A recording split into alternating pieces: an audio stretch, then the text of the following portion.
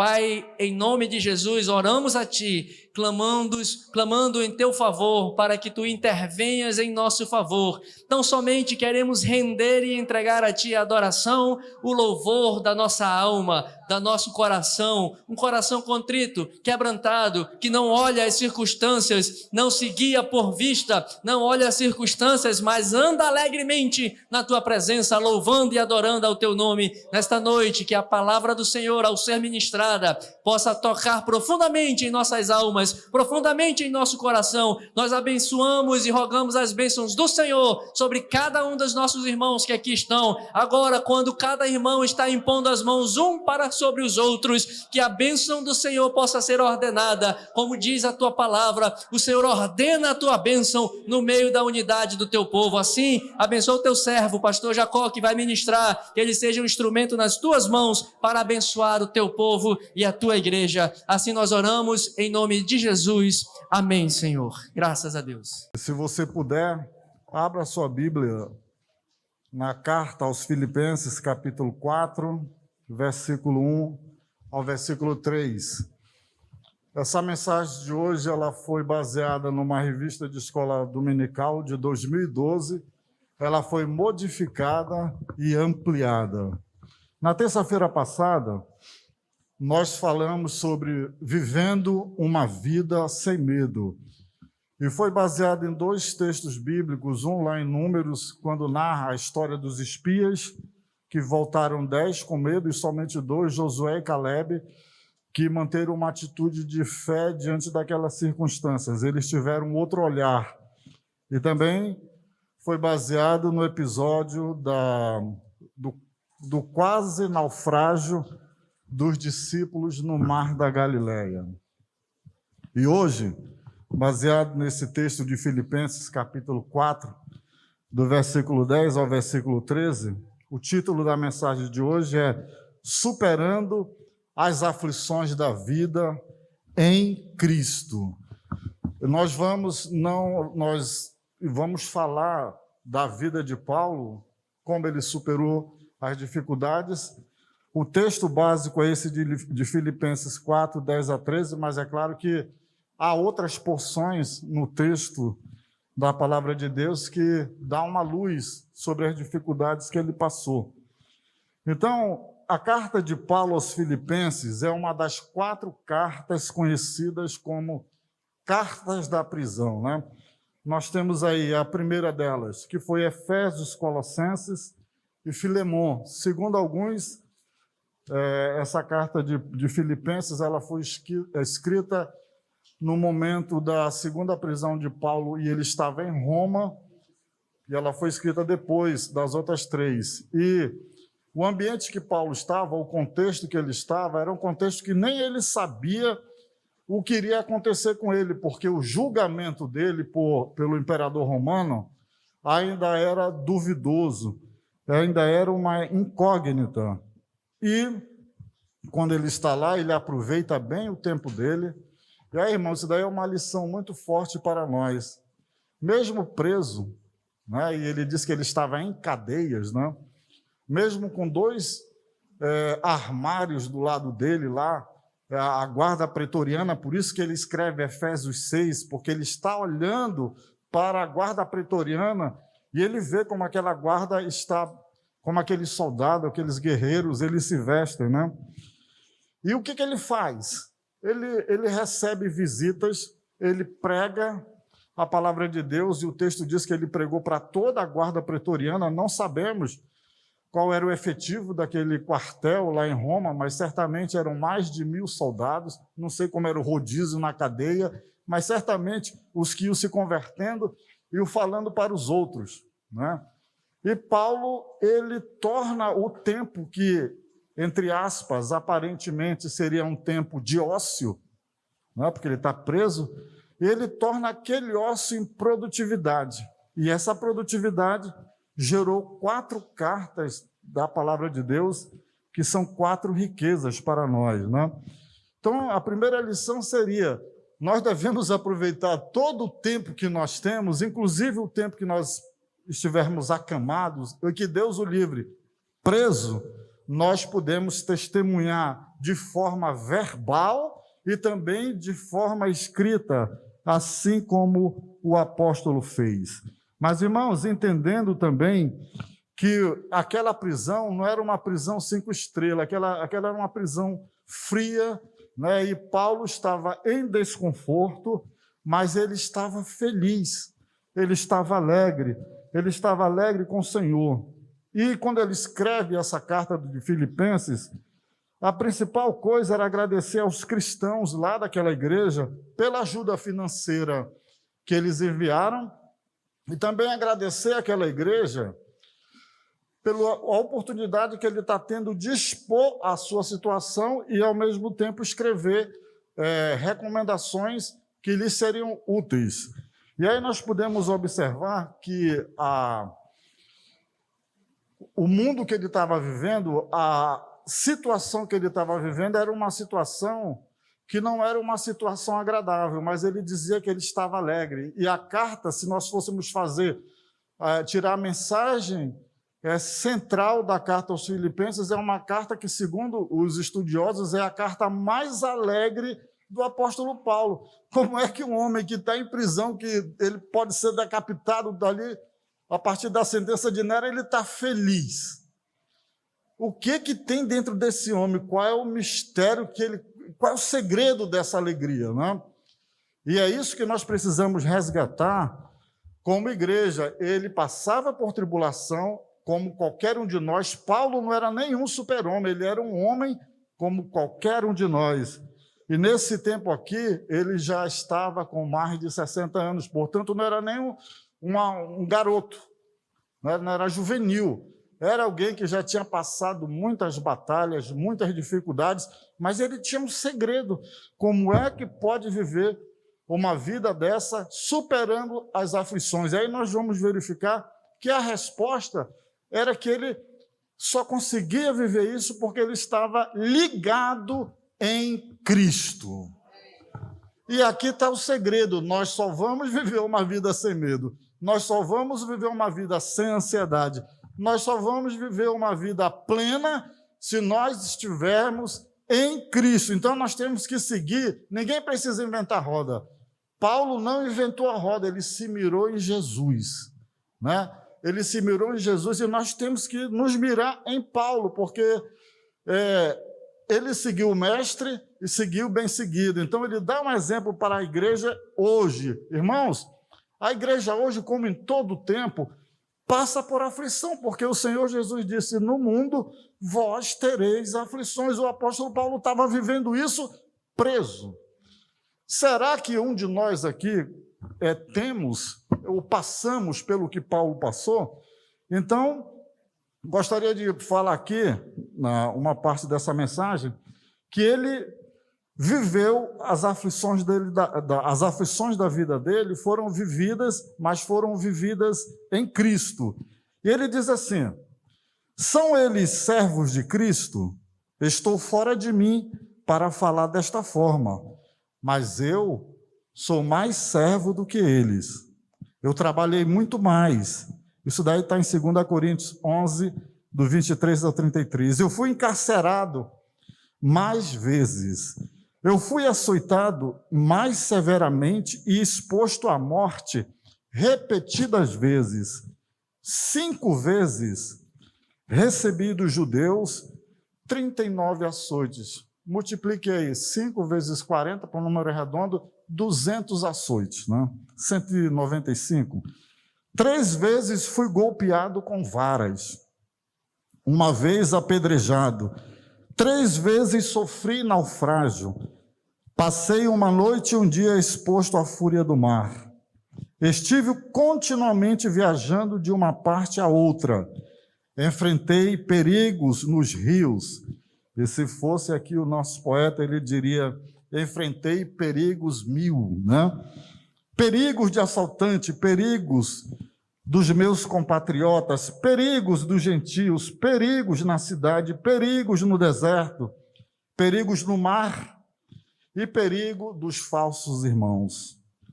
Trabalhei arduamente, muitas vezes fiquei sem dormir. Passei fome e sede, e muitas vezes fiquei em jejum, suportei frio e nudez. Além disso, enfrento diariamente uma pressão interior, a saber, a minha preocupação com todas as igrejas. Então, ele foi um apóstolo, literalmente, ele plantou muitas igrejas. E além de tudo isso que ele passou, ele está dizendo, mas muito maior do que isso, é a pressão interna no meu coração pelo cuidado que eu tenho pela igreja. Isso é amor. Isso é pastor. Aqui ele não está mais falando como apóstolo, é o coração pastoral. Ele está preocupado com almas. Ele está preso, mas ele não está preocupado mais com frio. Ele está preocupado como é que os irmãos estão encarando a perseguição. Como é que os irmãos estão agindo debaixo da perseguição romana. Como é que a igreja está sobrevivendo, irmãos? Você quer se livrar um pouco dos seus problemas? Comece a pensar no problema dos outros e a interceder por eles. O seu vai ser fichinha. Comece a orar pelos outros. Às vezes, sabe o que acontece? Nós maximizamos o nosso problema. A nossa unha encravada, para nós, é muito maior do que aquele irmão que está com câncer terminal. Nós supervalorizamos as nossas dificuldades, mas acredite, aqui tem um que abriu, e o apóstolo Paulo era humilde, mas ele abriu a boca e disse, tudo que vocês passaram por aí, eu passei muito mais do que vocês, e eu estou aqui louvando a Deus. Eu estou preocupado com a obra, eu estou preocupado com o reino de Deus. Minha vida não é tão importante assim. Há algo mais importante, há algo que é perene, há algo que é espiritual. Há uma coisa que é mais importante do que todas as outras, é o destino eterno das almas. Era com isso que Paulo estava preocupado. Para onde essas pessoas estão indo? Será que estão indo para o céu ou para o inferno? Preocupação pastoral até o último momento. Ele passou a dor também, ele ficou triste porque ele foi abandonado por aqueles que ele ganhou. E aí ele fala de Demas.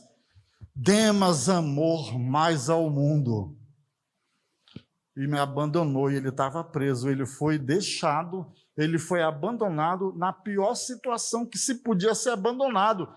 Se ele fosse abandonado livre, ele se virava, mas ele estava preso, um abandono covarde daqueles que estavam lá com ele. Deixou o camarada na pior situação possível, foi embora. Que dor!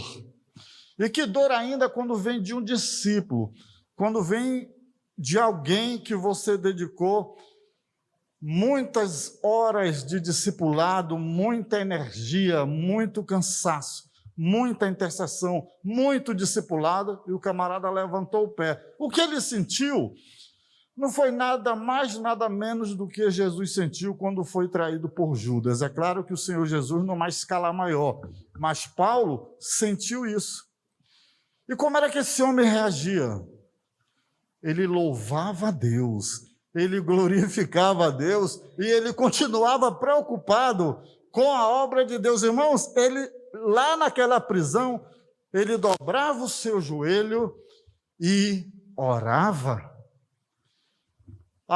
Uma prisão anterior, quando ele estava justamente na cidade de Filipos, e aí foi quando abriu a porta para o evangelho chegar definitivamente em Filipos, ele foi encarcerado injustamente, e ele cantou no escuro, depois de levar uma chibatada várias vezes, ser colocado lá embaixo no calabouço. O texto diz que ele e Silas começaram a adorar o Senhor através de cânticos. Aí foi um terremoto lá dentro, e a história vocês já conhecem. Mas, irmãos, o homem que era acostumado a viver preso, era também acostumado a louvar a Deus nos momentos mais difíceis da vida. E como era que ele fazia isso? Ele se contentava em Cristo, ele sabia que só Jesus poderia suprir a necessidade dele, e o Senhor se revelava a ele. Lembram-se lá do Euraquilão, que o barco ficou 14 dias ali, não viu as estrelas, não viu nada, e o anjo do Senhor apareceu para ele e disse: calma, ninguém vai morrer. Você quer ficar calmo na tribulação?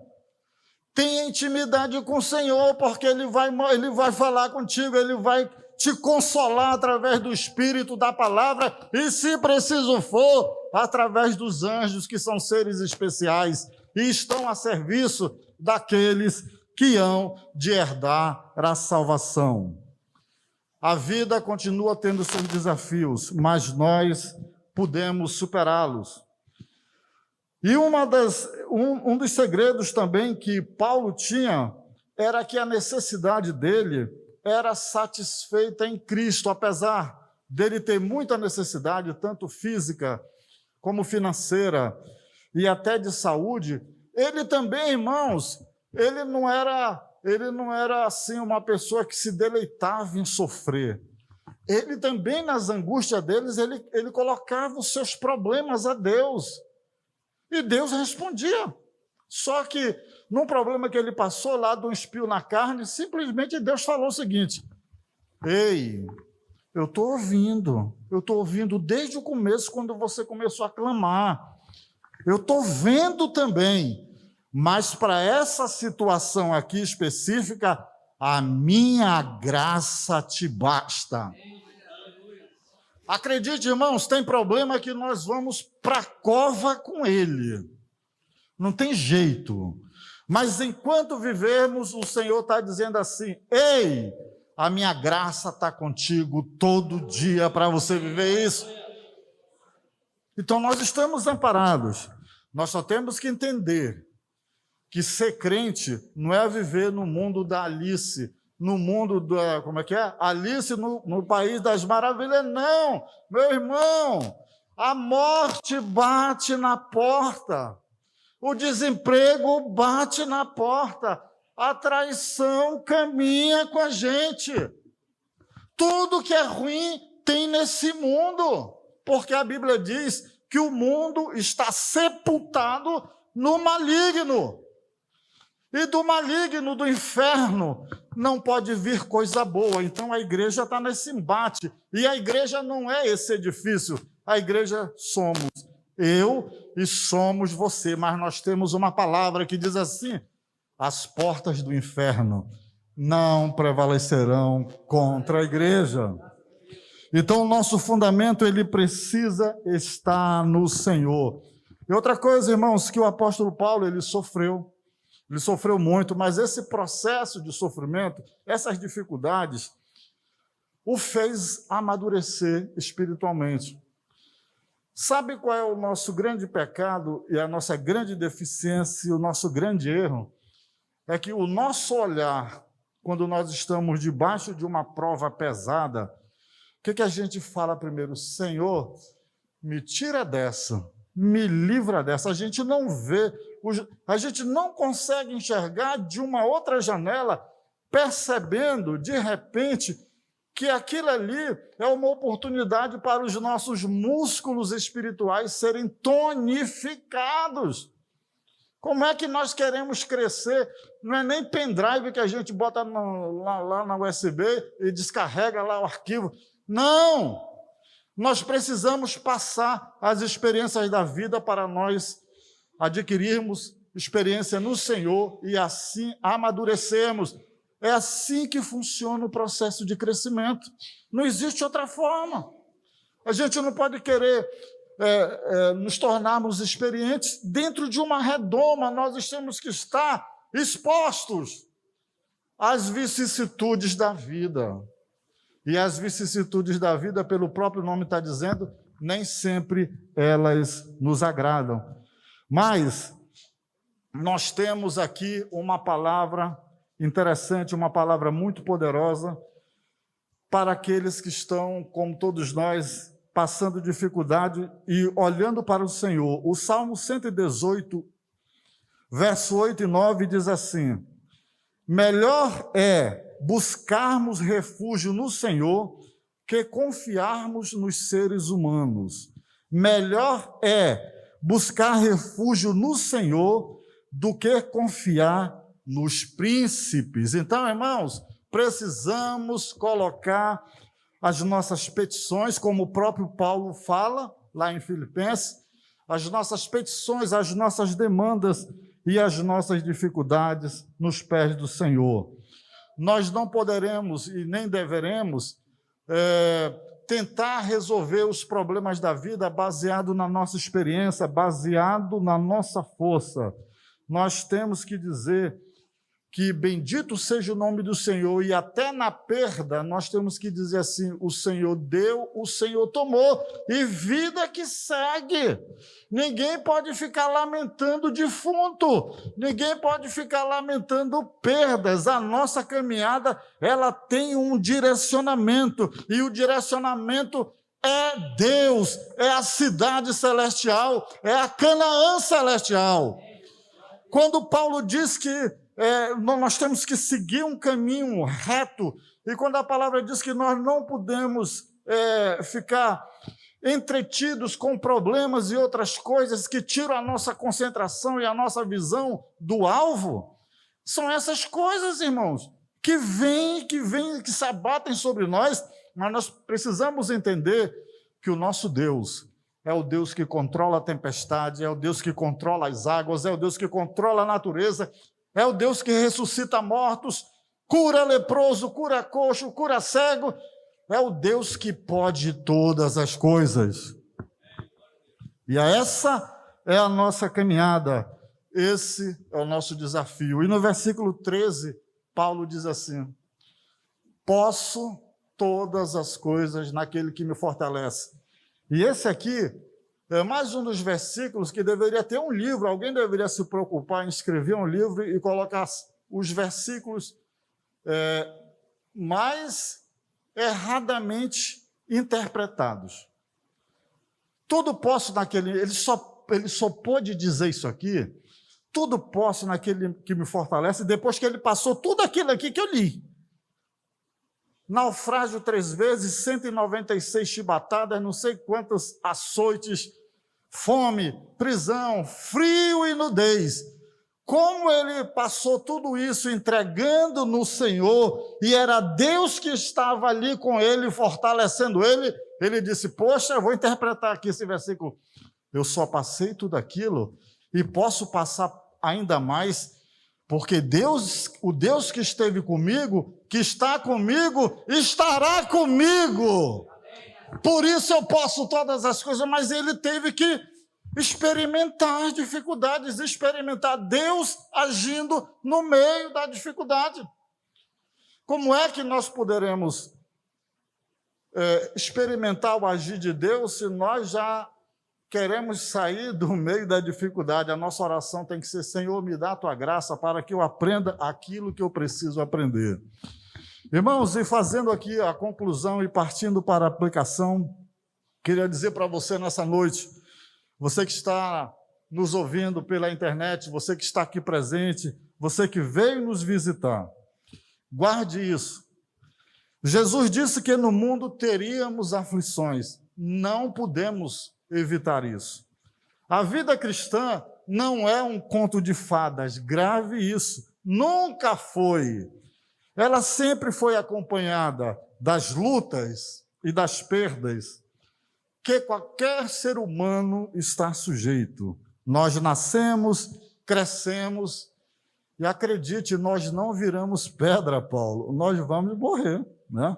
Nós adoecemos, perdemos nossos entes queridos, e podemos perder, além dos entes queridos, até sermos privados dos nossos bens, como aconteceu com Jó. Mas qual é a diferença? A diferença é que temos um Deus que nos ajuda e que nos sustenta sempre. A diferença é que temos Cristo, enquanto outros não têm, e quando passam por uma dificuldade dessa, a primeira ideia, e muitos deles conseguem fazer, é dar fim à sua vida.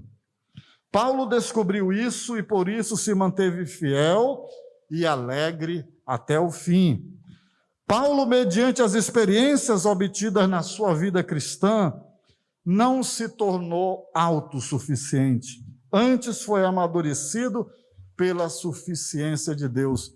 Quanto mais ele sofria e quanto mais ele tinha experiência com Deus, e quanto mais ele se consagrava, mais ele entendia e via a pequenez dele, e via que, se não fosse a graça do Senhor e a misericórdia, ele não era nada. Irmãos, quanto mais nos aproximamos de Deus, quanto mais a luz do Espírito Santo ela nos ilumina, mais nós conseguimos ver os defeitos e as imperfeições que existem na nossa alma, que existem no nosso espírito.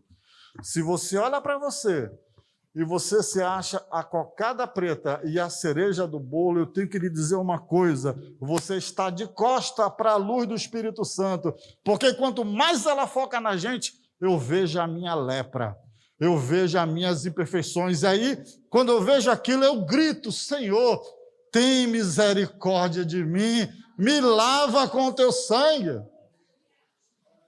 Todo homem que se aproxima da revelação, o pastor Everlan, não sei se foi hoje de manhã, ou se foi ontem à noite, se foi no espírito ou fora do espírito, pastor Everlan, o senhor falou sobre Isaías, profeta já calejado, mas quando ele viu a glória de Deus, ele disse: eu vou morrer, e morre mesmo.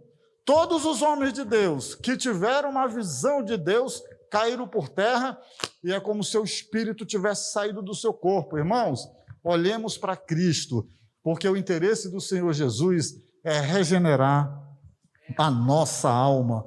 Jesus disse, né, em João 16:33, falei essas coisas para que em mim vocês tenham paz.